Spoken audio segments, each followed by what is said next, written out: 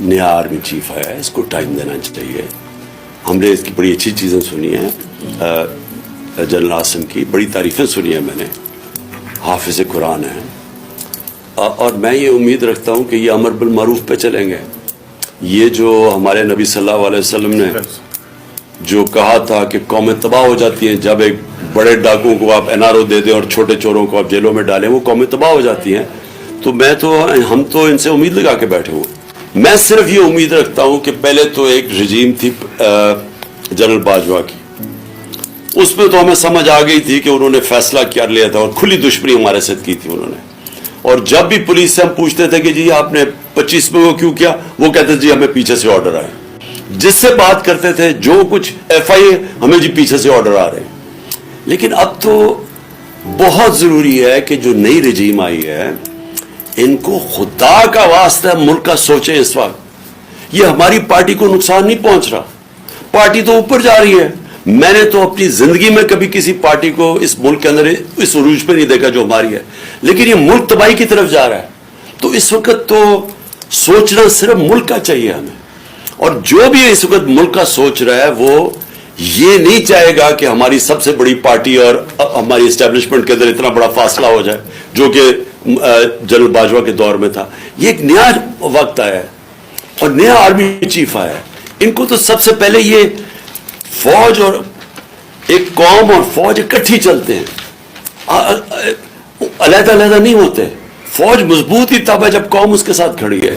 اپنے ملک میں martial laws میں ایسے حالات نہیں دیکھے جو اعظم سواتی سے ہو رہا ہے. اعظم سواتی کا قصور کیا تھا؟ اس نے ایک ٹویٹ کی جس نے اس نے جنرل باجوہ کو کہا کہ اس نے NRO 2 دیا پاکستان میں. یہ سارا پاکستان کو پتا ہے کہ اس نے NRO 2 دیا ہے، لیکن اس کے اوپر جو اس کو سزا ملی ہے، کون سے معاشرے کے اندر اس طرح کا ظلم ہوتا ہے کہ ایک سینیٹر اپنا پوائنٹ آف ویو نہیں دے سکتا؟ بھئی آپ کہتے نہیں دیا، لیکن یہ تو نہیں کر سکتے آپ کو ننگا کر کے اس کو مارو، بچوں کے پوتوں پوتیوں کے سامنے اس کے اوپر ظلم تشدد کرو، اس کے بعد اس کو یہ جو آپ کر رہے ہیں اس کی پھر بیوی کے اور بیٹی کے سامنے گندی کیسٹ بھیجو، اس کے بعد وہ اس کے اوپر کیسز کر دو، کوئی 30 کیسز کر دو. اس جو ہارٹ کا مریض ہے اس کو کوئٹہ بھیجا جائے ان حالات کے اندر، پھر اس کو اب سندھ پہنچا دیا ہے. اس کے گھر کے اوپر انہوں نے واردات کی ہے، ایک دم CDO کو پتہ چل گیا کہ اس نے کچھ اس کا گھر سیل کر دیا ہے. کون سی دنیا کے اندر اس طرح کے حالات ہوتے ہیں جو اپنے آپ کو جمہوریت کہتی ہے؟ یہ ظلم کا نظام ہے، اس کی انتہا ہے. اس کے اوپر میں صرف ختم کرتا ہوں حضرت علی کا قول سے کہ کفر کا نظام چل جائے گا لیکن اس طرح کا ظلم کا نظام نہیں چل سکتا. ایک ایک کر کے ملک سے پیسہ چوری کر کے ملک سے باہر لے گئے ہیں. ان کی اربوں ڈالر کی جائیدادیں اور پراپرٹیز باہر پڑے ہوئی ہیں. اربوں روپے نہیں، اربوں ڈالرز کی ان کی پراپرٹیز باہر پڑی ہیں. 30 سال سے پیسہ چوری کر رہے ہیں. حدیبہ پیپر مل جب پہلی دفعہ سامنے آئی تھی تو تب لوگوں کو اندازہ ہوا تھا کہ کس طرح یہ شریف خاندان جن کا فرنٹ مین تھا اسحاق ڈار، جس نے 2025 اپریل میں 164 کا بیان میجسٹریٹ کے سامنے لکھوایا تھا. اور 164 کا بیان وہ ہوتا ہے جب میجسٹریٹ پوچھتا ہے کہ آپ کے اوپر کوئی دباؤ تو نہیں ہے، تو اس نے کہا نہیں جی میں خود کہنا چاہتا ہوں، کیونکہ اس وقت نواز شریف چھوڑ کے ملک باہر چلا گئے تھے سعودی عربیہ. اور اس میں اس نے بتایا کہ کیسے وہ شریف خاندان کا پیسہ، اس ملک چوری کا پیسہ اس ملک سے لانڈرنگ کر کے یعنی غیر قانونی طور پہ باہر بھیجتا تھا. اور پھر کیسے ادھر وہاں ایک کوئی قاضی فیملی تھی، ان کا نام بھی بینک اکاؤنٹس بتائے، اور وہ پھر کیسے اس پیسے کو واپس پاکستان ریمیٹنسز کے نام پہ بھیجتے تھے اور وہ پھر شریف خاندان میں چلا جاتا تھا. تو یہ تو پیسہ جو پاکستان آ جاتا تھا. جو پیسہ پاکستان نہیں آتا تھا اس سے پھر بڑے بڑے میفیئر میں اپارٹمنٹس بھی لیے گئے، پھر ہائیڈ پارک میں بھی لیا گئے، پھر آف شور اکاؤنٹس بھی بنائے گئے. تو یہ آج سے 30 سال پہلے سے گیم چل رہی ہے. اور اس ملک کا پیسہ چوری کیا، ہنڈی حوالے سے باہر بھیجا، جس پیسے کی ضرورت پڑی وہ پاکستان منگوا لیا جتنا شہباز شریف نے ٹی کر کے پاکستان پیسہ جو ضرورت پڑتی تھی کہ کوئی گھر خریدنا ہے، کوئی کچھ کرنا ہے، کوئی وہ واپس آ جاتا تھا، باقی پیسہ ان کا باہر رہتا تھا۔ اب ان لوگوں کا جن کا پیسہ باہر پڑا ہوا ہے، ان کو کوئی فرق نہیں پڑے گا پاکستان ڈیفالٹ کرے گا۔ اگر ہمارا روپیہ گرے گا تو ان کا تو ڈالر میں پیسہ پڑا ہوا ہے، ان کو تو فائدہ ہے، اس لیے ان کو کوئی فکر نہیں ہے جدھر پاکستان جا رہا ہے۔ فکر آپ سب کو، ہماری طرح کے لوگوں جن کا کوئی باہر ملک سے انہوں نے، میں نے جس نے 30 سال ملک سے باہر کمائی کی تھی اور جو اسی کمائی سے فلیٹ بھی لیا تھا، جو سب کچھ بیچ کے آج اپنے ملک میں پیسہ، جن لوگوں کا جینا مرنا پاکستان میں، ان کے لیے یہ بڑا تشویشناک ہے کہ اگر ملک یہ ڈیفالٹ کی طرف چلا گیا، یہ سارے ہم جو پاکستان میں رہنے والے ہیں، یہ ہم سب کو بہت بڑا نقصان ہونے والا ہے۔ اس سے یہ ہوگا کہ کوئی باہر سے انویسٹمنٹ پاکستان میں نہیں آئے گی۔ جو ہمارے اپنے پاکستانی بھی پاکستان میں انویسٹ کرنا چاہتے ہیں، وہ کیوں اپنے ڈالروں کو روپے میں کنورٹ کریں گے جب روپیہ گرتا جا رہا ہے اور ان کو خوف ہے کہ آگے اور گرے گا؟ تو کسی نے اپنے وہ ڈالروں میں پیسہ رکھے، وہ کیوں کارخانے لگائیں، کوئی کیوں پراپرٹیز پاکستان میں لیں؟ تو اس کے بہت دور کے اثرات پڑیں گے، منفی اثرات ہمارے ملک پہ پڑیں گے۔ تو لہٰذا میں اپنی پاکستانی قوم کے لیے آج یہ چیزیں رکھنا چاہتا ہوں کہ یہ ہمارے جو حالات ہیں، ہماری ساری قوم کو سمجھنا چاہیے کہ یہ ہمارے ملک سے کیا ہو رہا ہے۔ میں سب سے پہلے آپ کے سامنے یہ اعداد و شمار رکھنا چاہتا ہوں۔ میں چاہتا ہوں کہ میری ساری قوم یہ پہلے دیکھ لے کہ جب ہمیں یہ پاکستان ملا تھا 2018 کو، تو پاکستان کی تاریخ کا سب سے بڑا بیرونی ملک خسارہ تھا، کرنٹ اکاؤنٹ ڈیفیسٹ 20 ارب ڈالر کا۔ کبھی اس ملک کی تاریخ میں اتنا بڑا خسارہ کوئی چھوڑ کے نہیں گیا۔ اور یہ جب خسارہ چھوڑ کے گئے تو میں آپ کو ایک چیز سمجھانا چاہتا ہوں، میری کوشش یہ ہے کہ میں اپنی قوم کو اس کو آگاہ بھی کروں، اس کی تربیت بھی کروں، اس کو ایز آپ کا ایک بڑا ہو کے آپ کو ایجوکیٹ بھی کروں کہ یہ ہوا کیا ہمارے ملک سے۔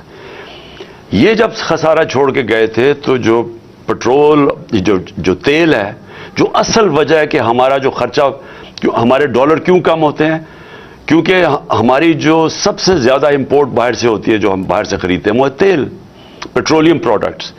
تو ان کے دور میں تقریباً آدھی قیمت تھی تیل کی عالمی منڈی میں۔ جب ہماری باری آئی تو یہ سمجھ جائیں کہ یہ تیل کی قیمت، یہ جو کرونا سے کہ جب کرونا کی وجہ سے سپلائی شارٹیجز ہوئے ہیں، تو ہمارے دور میں آخری وقت پہ $103 سے تیل گیا 115، $20 تک بھی پہنچا۔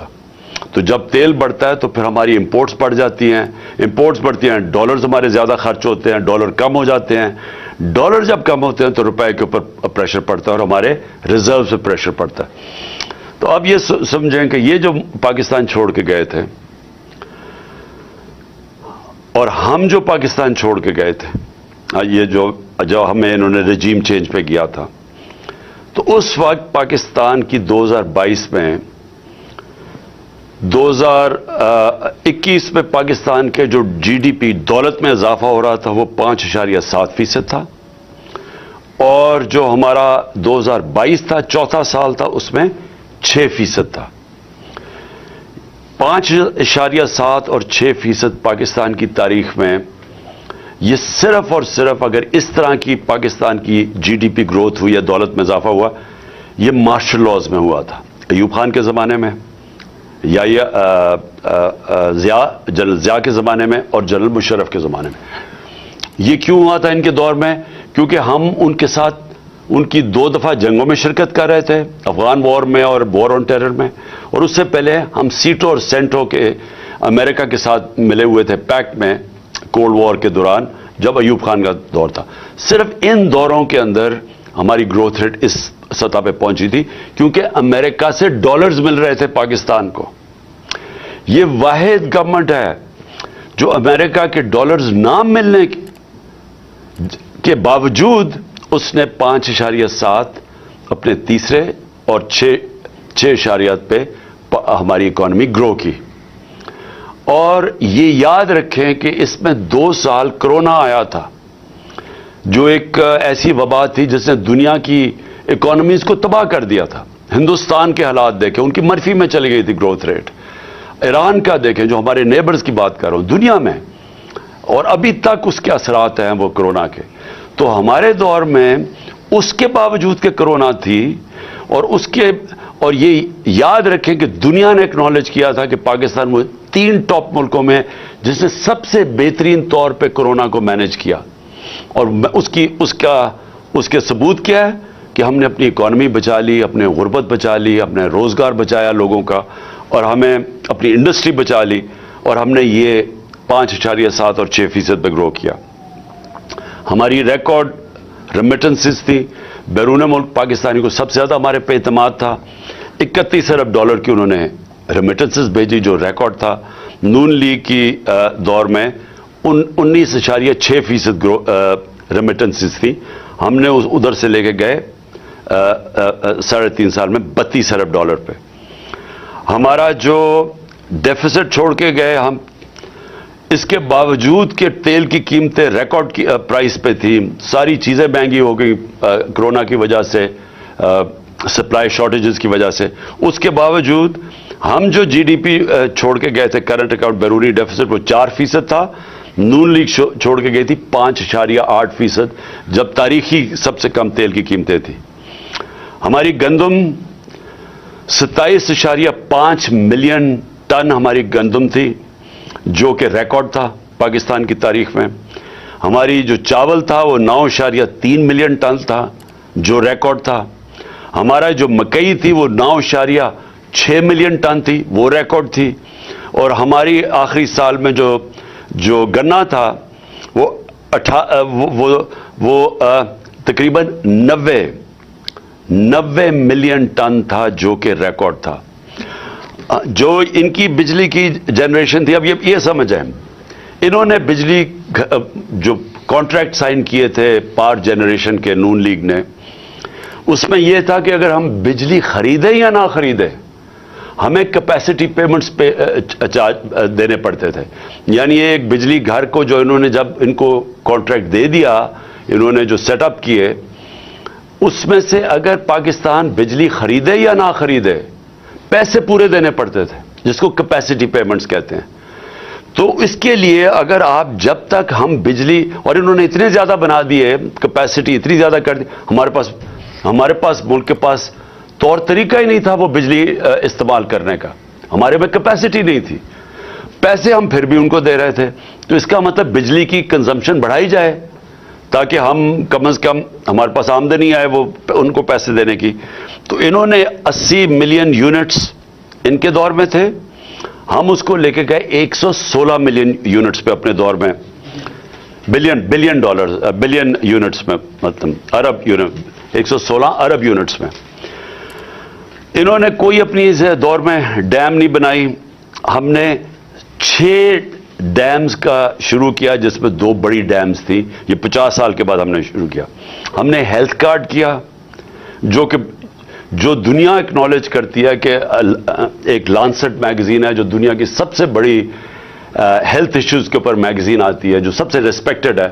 اس میں انہوں نے ہماری تعریف کی کہ جو پاکستان ہیلتھ کارڈ لے کے آیا ہے یہ ہمارے سے بڑے امیر ملکوں کے اندر بھی اس طرح کی لوگوں کے لیے, عوام کے لیے ہیلتھ انشورنس نہیں تھی جو ہم لے کے آئے. ہمارا جو احساس پروگرام تھا وہ انٹرنیشنلی اکنالج ہوا.